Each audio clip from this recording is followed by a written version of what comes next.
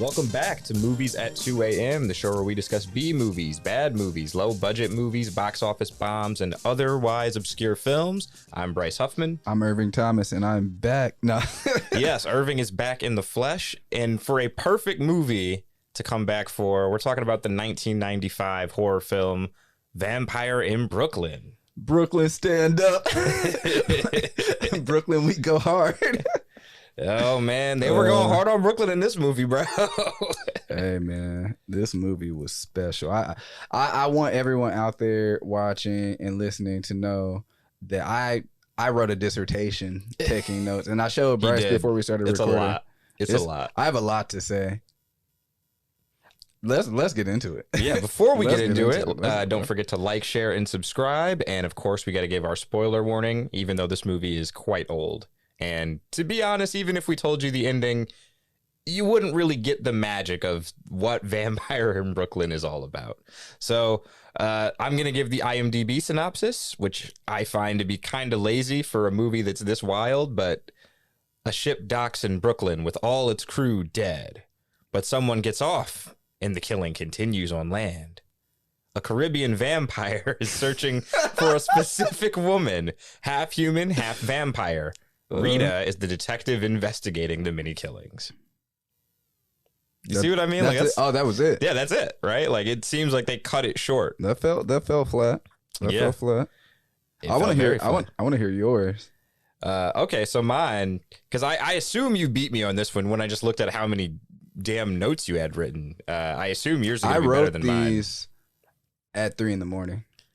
You know what's crazy? I wrote my synopsis before I rewatched the movie because I just hadn't seen it in a minute. But I was like, I've seen it enough times. Let me just write the synopsis that I think I want. And then I slightly changed it while I was watching the movie. But mine is, what if Eddie Murphy played a vampire with a bad Caribbean accent in a movie directed by the late great master of horror himself, Wes Craven? And then what if that movie tried really hard to make half the scenes very serious, then immediately leaning into how goofy the premise is the very next scene? Vampire in Brooklyn. I like that. Are you ready for mine? I'm not ready. Go ahead. Okay, and I want to point out yet again, I wrote this at 3 a.m. 3 a.m. Luckily, I did not have nightmares after watching this film. My synopsis: Ben Roethlisberger in bohemian blackface shows up in Brooklyn to stalk Angela Bassett and make her his bride. Vampire in Brooklyn. I can accept defeat. That was okay. Yep. I'll accept that L. That was a good one. I mean, you can't be a vampire and give off stalker vibes. Like, I've never seen, literally, and there's so many double entendres in this movie. Someone so thirsty. Literally thirsty. Literally thirsty for blood and Angela Bassett. Granted, okay, in my notes, I've said this a few times. I don't blame him because it's Angela Bassett. Right. Angela Bassett was perfect in this movie. I would faint meeting Angela Bassett right now. Right, yeah, like in 1995? Oh my goodness. Yeah, all right. Yeah, bro, like Angela Bassett was... Alan Payne was sick. Okay, let's get into... Can we get into the cast first? Because there were so many... Yeah, so I'll run through this really quickly. Directed by Wes Craven, R.I.P. R.I.P. Go. Story written by Eddie Murphy and his brother Charlie Murphy. Also R.I.P. I put that in my notes. Yes. And then Charlie and a couple other people wrote the screenplay. But starring in this movie is obviously Eddie Murphy, Angela Bassett, Alan Payne, John Witherspoon, Kadeem Hardison. Yeah, R.I.P. R.I.P. to Charlie Murphy and John Witherspoon. Oh my goodness. Yeah. I mean, 1995 was a long time ago. That Boondocks cast might be cursed. Someone better get Regina King. Keep her protected. Oh my goodness. Kadeem Hardison playing, basically he looked like a crackhead after he got turned into a ghoul. He came up at the end though. He did. He really did. He went from smoking crack to selling it. It's like the Kendrick line. I don't smoke crack, motherfucker. I sell it. Yeah. There's some other folks in this movie who I had recognized from other things, but those are the main folks. Yeah. Yeah, it's the main cast. So tell me, upon rewatch, what was the thing that stuck out to you about the opening? Because I know what it was for me when I watched it. I haven't seen this movie in a very long time.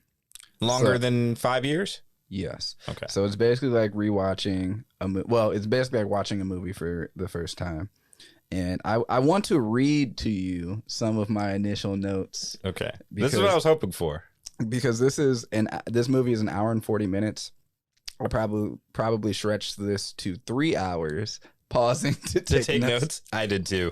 And I didn't even get some of the best lines because I'm going to give you guys a spoiler to my best performance, and it is easily John Witherspoon. He has some of the best quotes in this film. Some that were too long to actually write down. I was lazy. It was 3 a.m, and I said I'm tired as fuck. So I started off by saying, and I want to leave you with some of these messages. Eddie Murphy was off the Rick James when he came up with this. Yes, that is a fact. That is a fact. That is not disputable. Some of the best lines came. So this movie starts off in Brooklyn, clearly a vampire in Brooklyn. You have Uncle Silas, played by John Witherspoon's character, and Kadeem Hardison. Kadeem Hardison is his nephew, Julius Jones, and they are. Which reminded me of Jules Jones when I was watching it, and it just made me crack up. So are you talking about Holla Holla? Oh, we're going there. We're going there today. He said Irving is back. Oh, let's get into it. Holla back, y'all. Not to be confused with Gwen Stefani. So the movie starts out and they're chilling in Brooklyn, gambling, actually. They're shooting dice. And then a ship crashes into the hood. Yeah. Like it crashes right into where they're watching what game show were they? Family Feud, I think. Yeah. Yeah. So right from jump, Kadeem Hardison's character, Julius, shows how much of a bitch he is because he's like, you know what, Unc? You're old. You check out the boat. I'm going to leave. And then, of course, he checks out the boat, and there's a bunch of dead bodies on it. There's 18 dead bodies. They are all white people. Were they all white? They were all white people. Oh. I can't believe we did not cover this in Black History Month. I'm just saying. Because, and that joke comes up. This movie is actually racist as well. It is. It really is. I said, okay, so Eddie Murphy is clearly the vampire. He's on the ship. He kills 18 people because he's looking for another vampire to become his bride. And played by Angela Bassett. Her character's name is Rita. So he comes out of his casket on the ship, and you learn that he can shapeshift, which I guess apparently vampires can do. I didn't know that. I don't know any vampires. I mean, I feel like in most vampire lore, they can at least turn into a bat. I've seen a bat. Yeah, I've never seen a wolf. Yeah, which we talked about this before we started recording. I was like, this movie is kind of Bones. Yeah. Kareem Hardison looks like he's on crack, which Snoop Dogg, Bones. A dog, smoked crack. Okay. They forced him to smoke crack in that movie, just like Kadeem Hardison was forced into this state of looking like a crackhead. So I'm actually devastated because I meant to bring some tinfoil before I walked into the studio today to wear, because I have conspiracy theories. This movie is crazy. I said this movie is disrespectful to your family. For all of you listeners out there, Bryce is half Bohemian. His father is Bohemian. I said that accent that Eddie Murphy in this movie is a Bohemian, a Caribbean, Jamaican. I called it a pseudo Caribbean vampire, and he is dressed. I can't even talk, man. This is crazy. You know what? When I saw his outfit, you know who I thought of first? Pinky. Julian Tabron. No, I thought of Pinky from Next Friday. I could see that. Yeah, like I was like, that looks like something. I mean, change the color a little bit, but that looks like exactly like something he would wear. So I said that the special effects for this film, which we'll talk about more, it starts out with a ship crashing into the hood. I was like, the special effects are elite. The costume design is elite. I said I would have thrown Eddie Murphy or Maximilian, Max for short, in fashion jail. Joan Rivers is rolling in her grave like the Chef Boyardee can in the commercial because his wardrobe was awful. He did not have drip. He had gold, but he had no drip.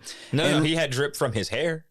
I like that. I like that. The Jheri curl was flowing. Yo, whoever's idea it was to put Eddie in that goddamn wig. I came to hate today. I'm not gonna lie. I thoroughly enjoyed this movie. I thought it was fantastic. I was thoroughly entertained. I was like, wow, I can't believe I can stay up at 3 a.m. without a Celsius or a Red Bull. I was impressed, but it's because this was really entertaining. His accent was the first thing that really got me. I said it sounds like he got his accent off of Duolingo. It must have taken 2 weeks. It sounded like he took 2 weeks worth of lessons and gave up. I said it's a pseudo bohemian accent, and he is dressed like the third member of Milli Vanilli. And then I wrote a joke that fell flat. I said Millie Vamp Nilly, which is bad. But it would fit in a movie like this. It would fit perfectly in this movie. Missed opportunity. But they got every other joke under the sun in this film. So can you walk us through like the premise after the shipwreck and Eddie Murphy, Maximilian reveals he's a vampire. He came to Brooklyn to find this woman. What happens? So this is really funny because I was watching. I showed Charisse, my girlfriend. Oh, you made her watch this? No, not this. I showed her A Nightmare on Elm Street last week for the first time ever, and she had never seen it. Right? Damn, okay, I respect it. The first dude that chases down Kadeem Hardison is he plays Rod in A Nightmare on Elm Street. That's the same guy. Yeah, right. And I had never really seen him in anything other than the original Nightmare on Elm Street, they to are my knowledge. Pseudo Italian mobsters, right? For anyone listening, known as the pizza delivery man. Yes, that is his nickname. I told you, I took notes, bro. This movie was so wild. Interesting to me. This movie is wild. It goes in a lot of different pockets. It bounces around, yo. Yeah, his name is and I don't know how to pronounce his first name. This actor, it's JSU Garcia. So Jesus Garcia, I think, is how it's pronounced. I was gonna say, give it a old college try, my man. I mean, the good old college try. You sounded like Missy Elliott. You sounded like her rapping backwards. It's like, hey, man, you're educated. I mean, you're an authored poet. You've won awards. Talk your shit, my man. Yeah. So seeing him just a week after watching A Nightmare on Elm Street was hilarious because, like, I hadn't seen Vampire in Brooklyn. Probably since. I've been seeing it in a really long time. I hadn't seen it in like damn near a decade. Like the last time I watched this movie was directly after watching that episode of the Lucas Bros that makes fun of Vampire in Brooklyn. I had not seen this movie since then. So like watching it again and just seeing like how many people I recognized in this movie, it was wild. But after Eddie Murphy reveals himself to be a vampire to Kadeem Hardison, he changes him into his ghoul, his servant. Basically, I have a note about that. I have notes about everything. He was like the Renfield to Dracula, basically. Yes, that is a great comparison. And in order to transform him, he makes him drink a drop of blood. Right. And specifically, so I guess there are levels to being a vampire. You have to go through, if you're lucky enough, you start as a ghoul. And when you're a ghoul, you're deteriorating, and you look like you're smoking crack, and you look like Bubbles from The Wire. Your appendages are that's hilarious. But didn't he look like him though, with all the marks on his face? He looked like he was down ferociously. I wrote Maximilian gives Julius a drop of Douce blood, and this nigga turns into a vampire, actually a ghoul, and then I wrote out, wow, because I was reading out my voice notes to note. That's actually probably why I have so many things. Everything I have written in my phone is me speaking to myself. Like, I can't believe this. I said, apparently he becomes a slave, his ghoul, and this is like when Diddy convinced niggas to drink Ciroc. Yeah. It's crazy. So no, okay, please continue. I'm enjoying this. I was looking up one of the other writers, Michael Lucker. one of the other people who wrote the screenplay, and he's most known for writing like sequels to Disney movies. Like say I swear to God. He wrote Kronk's New Groove. I love that movie. He did the screenplay for Mulan 2. He was an uncredited writer on the sequel to Lilo and Stitch. He was a co-writer on Spirit, Stallion of the Cimarron. I haven't seen that movie, so it's like a mid-tier. He's like a Jared Goff of Disney writers because you because Jared Goff strong. Did he though? His first screenplay is Vampire in Brooklyn. That's iconic. Well, it's iconic, but it's iconic for a lot of like the wrong reasons. Like this movie is wild, and so that's what makes it iconic. I didn't get to start off by saying, do you want to know the first note that I wrote down? Sure. Other than the title, the Vampire in Brooklyn notes. As bad as it is, this movie is amazing. I have nothing negative to say. It has Angela Bassett in it, and Charlie Murphy co-wrote the screenplay and storyboard. Teflon. So I don't give a fuck what you say. This movie is phenomenal. And that is iconic. But to go from Vampire in Brooklyn to Lilo and Stitch, the sequel, and Mulan 2. No, he went from Vampire in Brooklyn to Spirit, Stallion of the Cimarron. I'm not a co-writer. I'm not and impressed. That was a 7-year gap. So in between those 7 years, let's see. He had to wait for people to forget that Vampire in Brooklyn came out.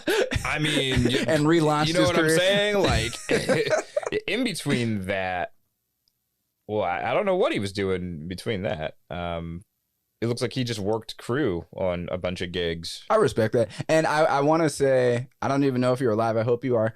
I'm joking. I believe he is. He amazing. Just wrote a short 1056 that's completed but has not yet been I want to released. say I am thoroughly impressed with your work, sir. I actually enjoyed this film a lot.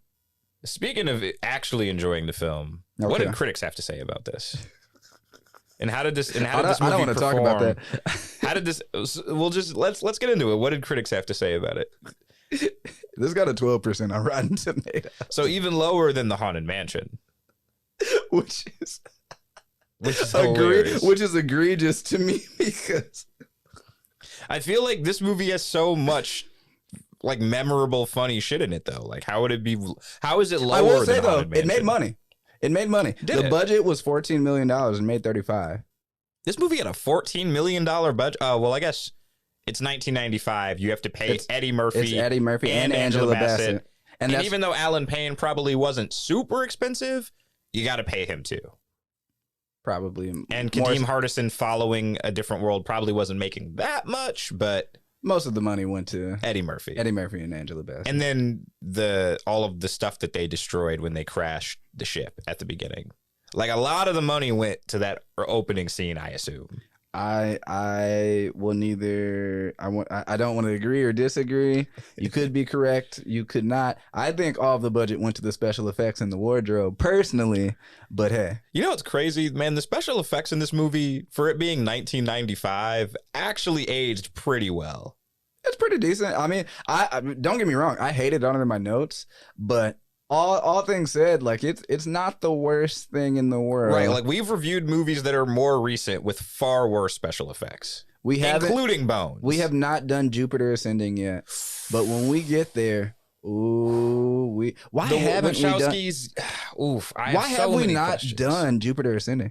Now that I think about this. You know what? We need to do that and Fan 4 Stick. It's not a black film. It's not. I mean, we need to do Season it 3. at some point. Just because there was this is a quick sidebar. There was a night where Irving was over at my parents' house when we were legendary. Shout out to Eric and Janice. We were probably like a year out of college. Yeah. So this is like the year after I graduated. I was still drinking cheap beer.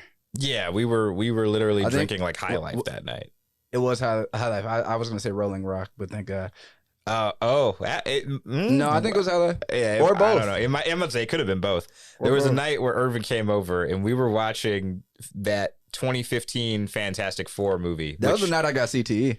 Yeah, that movie is an atrocious piece of shit, in case you were wondering. An abomination to humanity. Like, that movie is so bad that Josh Trank, the director, denounced the film. He's like, this is not what I made. This is what 20th Century Fox put together. 1, 2, 3, I disown 4. this bullshit.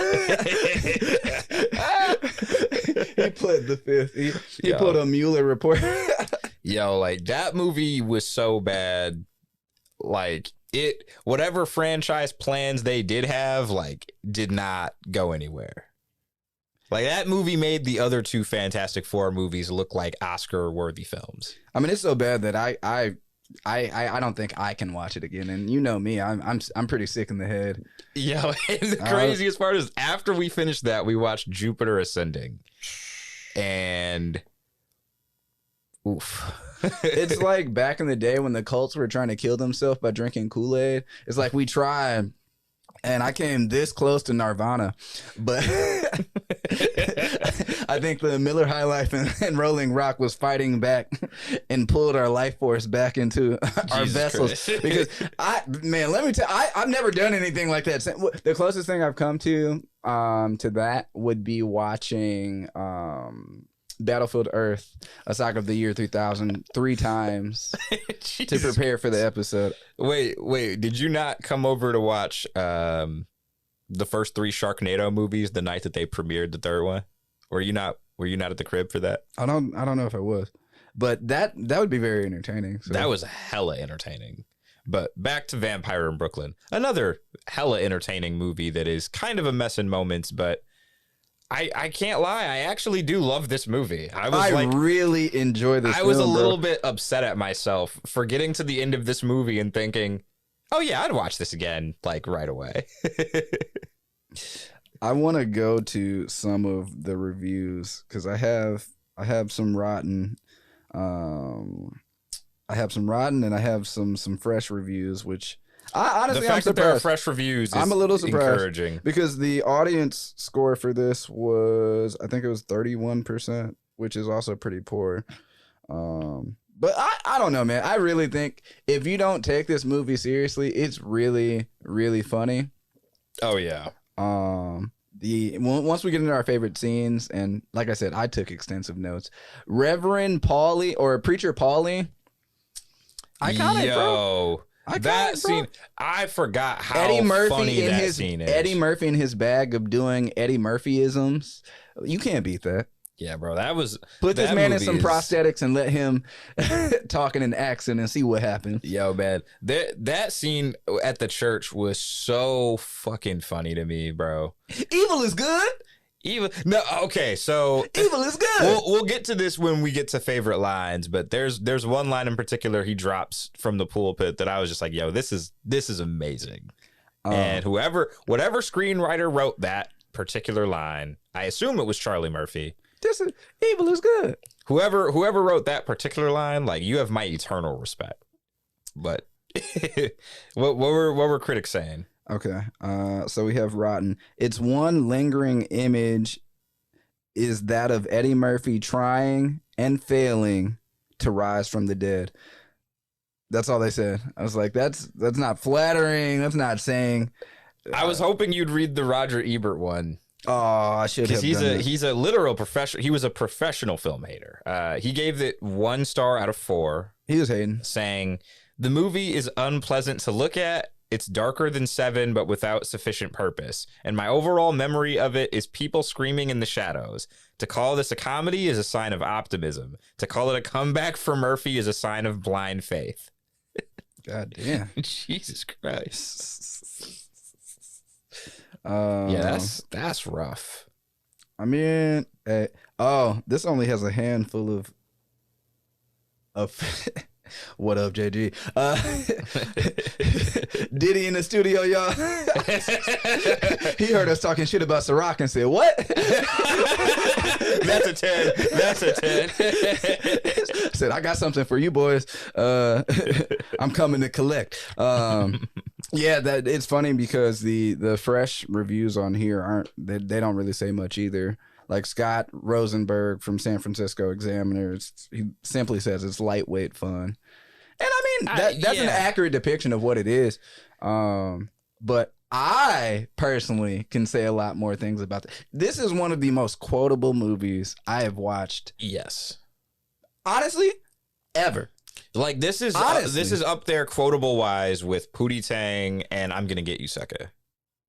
Like, it's neck and neck. Like, there's a lot of scenes in this movie that I wrote down funny quotes for. Like, I had to actually delete some just to, like, narrow it down.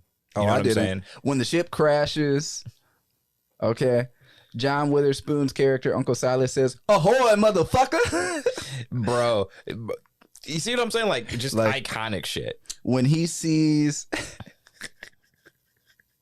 When he sees Eddie Murphy has transformed into a wolf and has killed 18 people, he says, "That sure as hell ain't Lassie's ass, big motherfucker." We get a signature bang, bang, bang, bang, bang from John Witherspoon. We get two of them in the same scene. We do. Bro, this movie was so quotable. That was something I wanted to ask you about.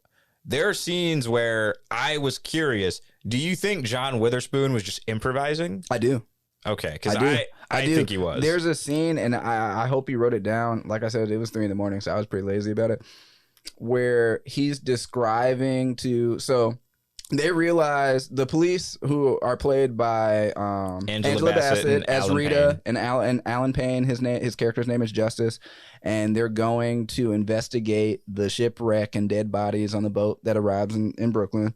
And because John Witherspoon's character, Uncle Silas, is the only witness, they're asking him what happened, and he sounds crazy. He's like, "There's a wolf," and they're like, "Are you sure it's not a dog?" It's like, "No, it ain't no damn dog." Yeah, like they literally bring out a German Shepherd. You're like, "You sure it wasn't one of those?" He's like, "No, man, it's a wolf." Which Eddie Murphy he lights the dog on fire. I said he turned the dog into some baby back ribs. Yeah, he like flung the dog up into flames in the air. Into the river. It was wild. But did you write down the story that John Witherspoon tells about a Detroit home? It was too long of a quote. I wrote such a missed opportunity. I know. I wrote that's my one of my quotes was, "I used to look just like that in '62," because John Witherspoon actually says that a few different times in the movie. The first time when he's talking to Eddie Murphy for the first time, the second time when he's talking to his nephew at the end. Yes. Oh, wow. I didn't even realize he says it twice. Yeah. So can we talk about, we've already kind of explained to you guys what the premise of the movie is, but can we get a little bit more in depth? Because after you describe the pizza delivery man going to Julius, and Julius becomes a ghoul because Eddie Murphy saves him from these Italian goons. Yeah, he saves them. He actually rips their heart out, which he rips one guy's heart out and then he tears the other guy into pieces. He rips the guy's heart out, and I want to see if I can find the quote. Next time, put a little heart into it. There we go. Hey, that was one of my best lines. But after that, he moves in with Uncle Silas, played by John Witherspoon, and Julius. And he tells Julius his plan to help him find this woman that is a half vampire. Right. To become his bride. And part of his plan is basically ruining her life for a little bit until she willingly comes to him. Basically. But I need you to talk about this stalking, because this is legendary. There's a reason that I called him Ben Roethlisberger. I don't want to deviate too far from my synopsis. He goes to every extent you could ever imagine to try and get her to start fucking with him. He shapeshifts into a character whose literal name is Guido. Like on IMDb, that's what it says, right? So he shapeshifts into this guy, and pretends to stick up this Italian restaurant where she's, investigating the mob, and he's like, "You know what? I'm gonna kidnap you, but I'm gonna take your order first so we can get some takeout. What you want? You want this? What you want? Some wine with that?" And that's how he figures out what meal to make her when he takes her on a date. Like, that's a real plot point in this movie. This movie had everything, bro. This movie literally had everything. I'm just going through my notes and I'm chuckling because I really can't believe what I watched at 3 a.m. I said, okay. That's what she said. I said, I like that. That was very good timing. I said, okay, so this is in poor taste. 1, Julius sitting on Maximilian's coffin at the apartment is the equivalent of stepping on a nigga's J's in 2007. because Julius sits on once Maximilian moves in with Julius and Uncle Silas. Somehow he gets his coffin.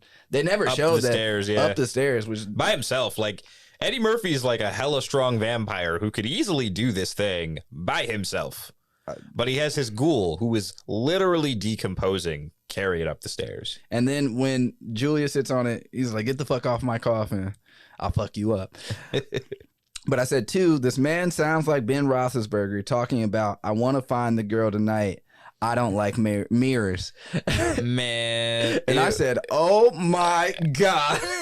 Yeah, it was, he dropped some lines in there where I was just like, I mean, I know this is long before the Me Too movement happened, but like, goddamn, like they just really went in no filter on how creepy he was going to be. I mean, we've touched on it, actually. I thought about this before I came over here as well earlier today.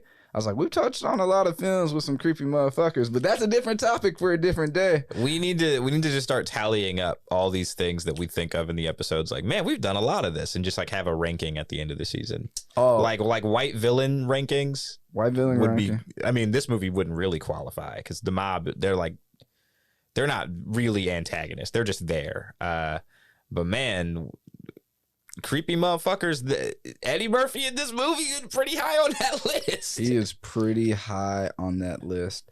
I said her roommate is also kind of high on that list. She was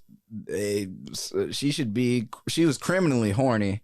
Yes. I was like, and it's like, I get it. Like, Alan Payne's a good looking dude or whatever, but like, she followed him out of the apartment when her first impression was that was her roommate's dude. So it's like that is she never met this man a day in his life. I'm like, that's some strong thirst. So can you also talk about that? So Alan Payne, Justice, and Rita, played by Angela Bassett, are partners. Yeah, they're like, but they have partners. A love connection going on. And there's parts of the movie where it feels like, because there's a love triangle, right? So that's important. Yeah. So at first, they made it seem like he was just looking out for her as his partner, right? Like, man, you're sounding crazy. Are you good? Like any of us would be. Because she's having visions. She paints. Like, she's actually a half vampire. Her backstory is her mom has recently passed within the last, I think, couple of years or months. I actually can't remember. But her mom was having visions because she fucked a vampire. And the town that she was in was like, we're about to kill a vampire because it's a vampire. Right. And then she raised Angela Bassett by herself. But she lost her mind because she lost the love of her life. Right. And Angela Bassett now also has flashbacks and visions and paints out these visions of vampires. Right. So Alan Payne, when they're on the boat investigating the dead bodies, she starts seeing stuff, and she thinks that Eddie Murphy's character's there, and she tries to chase him out. And Alan Payne is like any of us would be, was just like, girl, you're tripping. Yeah, you sound like you off. Like, So then they go see someone who has survived a vampire attack, and he tells them about what Dr. they need. Sebi? 10. That's a 10. That's a 10. Because his name easily could have just been Dr. Sebi in this movie. But I had this question tucked away specifically for you. I said, who are you taking in a holistic medicine off? Dr. Zico, or Zeko is his name in the film, or Dr. Sebi? Zico, come on, bro. Okay. That man gave them the recipe to stop a vampire. Oh, I didn't even get to these jokes. Oh my God. Okay. You want to rattle them off now? I just thought I was a fucking comedian watching this, guys. I hope you guys think this is funny. If you don't watch this movie, I don't care. You watch this movie and got taken over by the spirit of 85 Eddie Murphy. I said Maximilian. Okay, so when Rita goes with Alan Payne is there as well, right? Mm-hmm. To visit the doctor that has survived a vampire. They talk to him at his club. A vampire attack at the club, which is wild because he has a snake in the club, which I've never seen. There's a lot of crazy stuff about that scene. That club wasn't like they don't explain why this doctor in the club. Has a club. They were playing a cover of No Woman No Cry in the background. Yes, I definitely wrote that down. But I said Maximilian.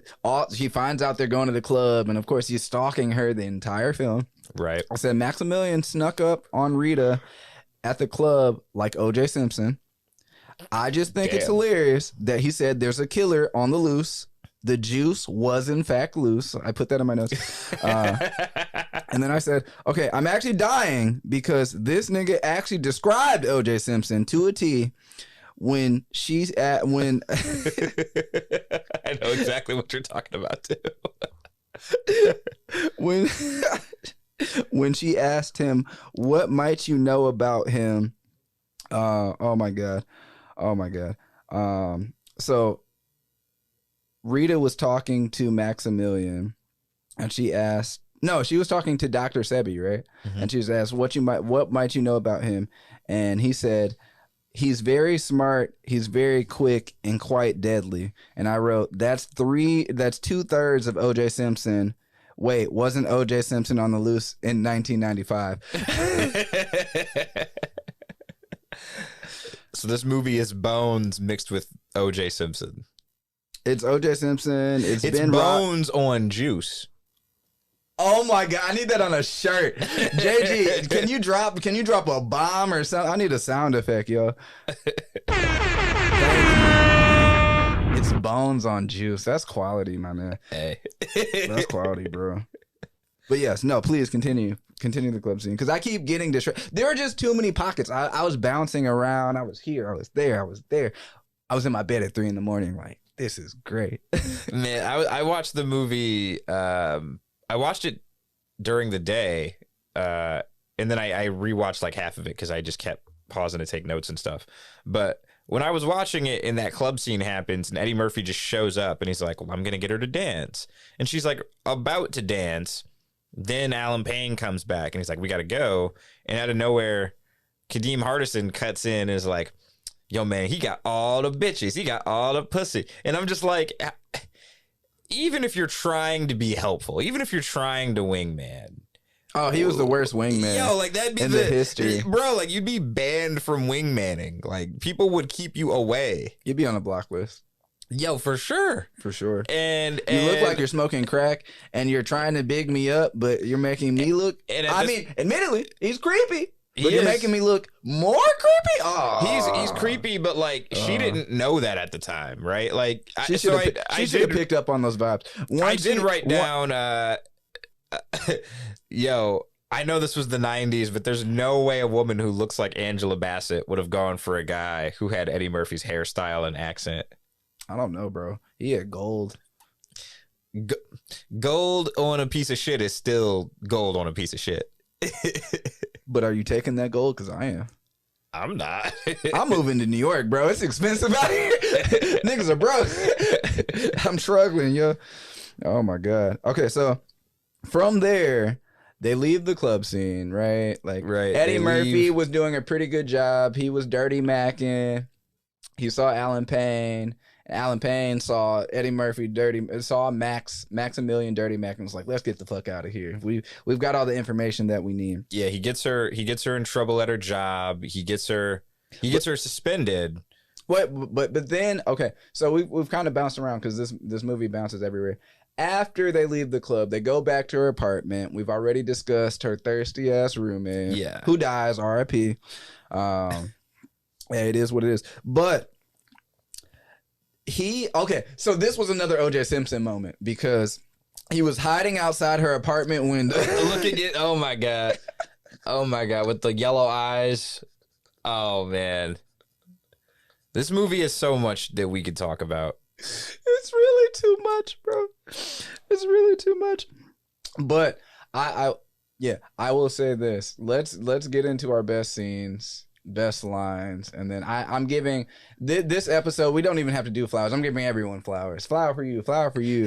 Everybody gets a fucking bouquet because this movie was so entertaining. So what are some of your best lines, and what are some of your favorite scenes? You can do both. I'll start with my favorite performance because you already gave yours. It's John Witherspoon. It's not close. So I wrote him down, but I think I have to give it to Angela Bassett because this is a goofy movie with a goofy ass script, and she's like still like giving it her all.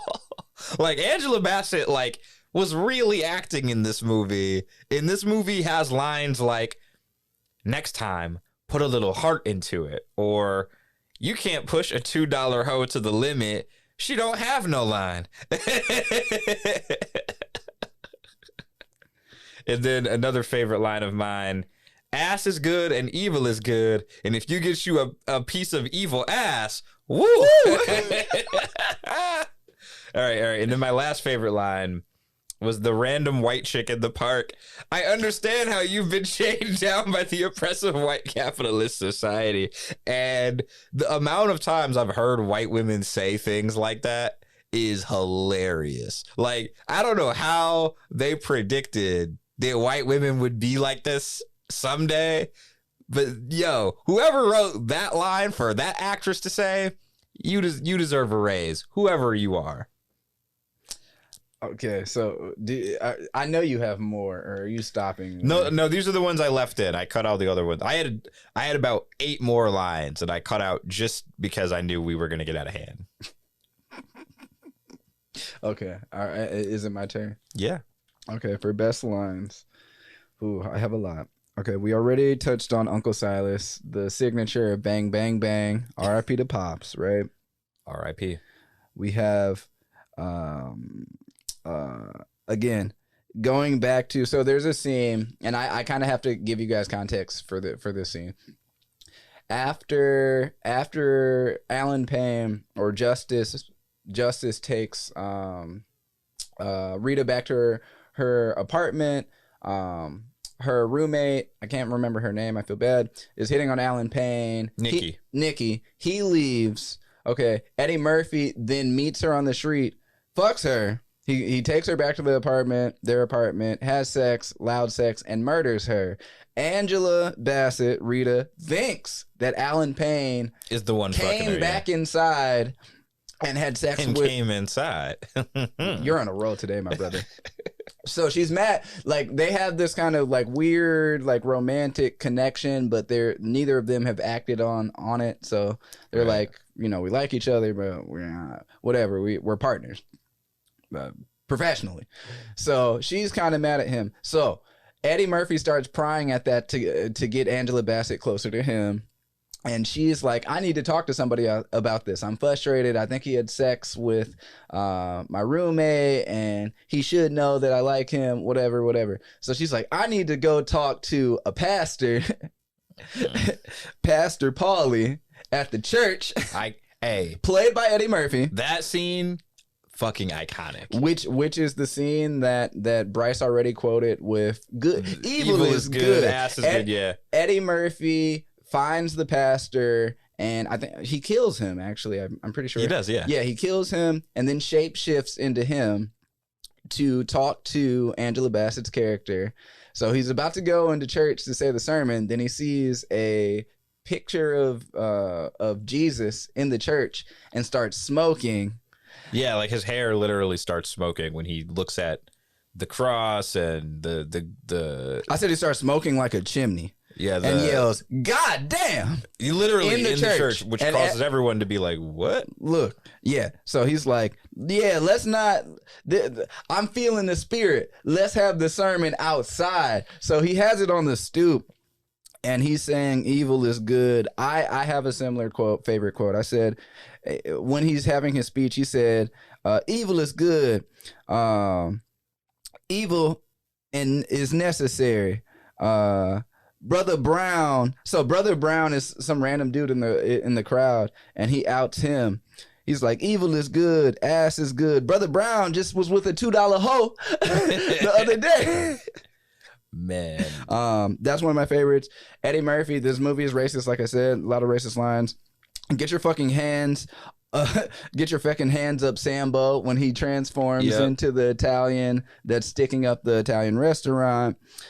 He also says, watch it, John Shaft. I'll put a hole in your afro, talking to Alan Payne. Who did not have an afro. So this movie is fantastic. I know we have to wrap, but I want to hear, what are your closing statements about this film? I wanted to give additional flowers. I mentioned him already, but Charlie Murphy, man. R.I.P. Yeah. Very, very sad when he died. But as someone who came up with the story with his brother and then actually wrote a good chunk of the screenplay, man, you got to give credit where credit's due. Writing screenplays is not easy. Sometimes it's fairly frustrating, but to write a script that Wes Craven then looked at and was like, yeah, I'll direct that. That's insane. So my additional flowers for sure go to Charlie Murphy. And my closing thoughts are just, Vampire in Brooklyn. I can't say it's a fantastic, most well-made film of all time or anything, but it's so entertaining, bro. Like, it's so much of the movie is iconic. And little kid Bryce loved this movie a lot. And I'm not exactly sure what I loved about it then, other than just it's a black vampire. Like, what's there not to like? It's got Angela Bassett. Right. Like, little kid Bryce Huffman was like, come on, like, that's Angela Bassett. You got Tina Turner in the movie. Come on, son. But now I look at it and I'm just like, man, like, they really went for it. Like, this is a weird, wild ride of a movie.